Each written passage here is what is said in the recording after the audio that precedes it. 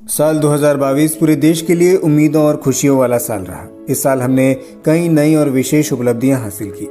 हमारी साल 2022 की शुरुआत मणिपुर में एक खुशखबरी के साथ हुई, जहां 27 जनवरी को पहली बार मालगाड़ी ट्रेन रानी गाइडिंगलिउ स्टेशन पर पहुंची। इसके कुछ दिनों बाद ही असम के सिलचर से एक यात्री ट्रेन मणिपुर के वंगईचुंगपाओ पर पहली यात्री ट्रेन पहुंची, जिससे वहां के लोगों की खुशी दुगनी हो गई।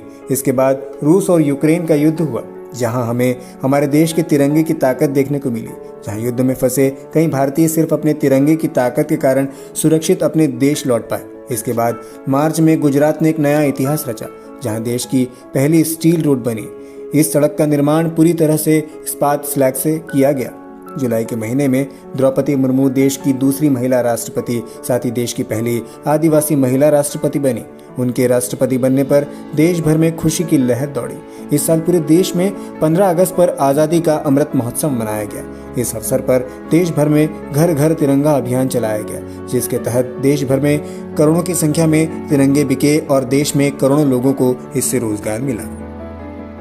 सितंबर में भारत ब्रिटेन को पछाड़कर विश्व की 5वीं सबसे बड़ी अर्थव्यवस्था बन गया। अब संयुक्त राज्य अमेरिका, चीन, जापान और जर्मनी की ही अर्थव्यवस्था भारत से बड़ी है। उसी महीने अडानी ग्रुप के चेयरमैन गौतम अडानी भारत के सबसे अमीर और दुनिया के सबसे अमीर व्यक्ति बने। इसके बाद अक्टूबर का महीना भारतीयों के लिए गौरवान्वित करने वाला महीना रहा। महीने की शुरुआत में ही देश भर में 5G की सेवा लागू हुई। इसी महीने भारत के रहने वाले ऋषि सुनक ब्रिटेन के प्रधानमंत्री बने।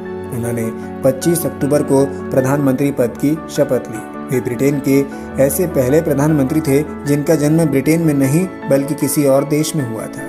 इसके बाद नवंबर में भारत का पहला प्राइवेट रॉकेट विक्रम एस को लॉन्च किया गया। इस रॉकेट को स्काई रूट एरोस्पेस ने इसरो से मिलकर तैयार किया। इस रॉकेट ने आंध्र प्रदेश के श्रीहरिकोटा से उड़ान भरी। इसके बाद साल के आखिरी महीने में भारत को पहली बार G20 की मेजबानी का मौका मिला, जिसमें भारत के विभिन्न शहरों में G20 की मीटिंग आयोजित होगी, जिसमें देश और दुनिया के प्रमुख राजनेता और उद्यमी शामिल होंगे।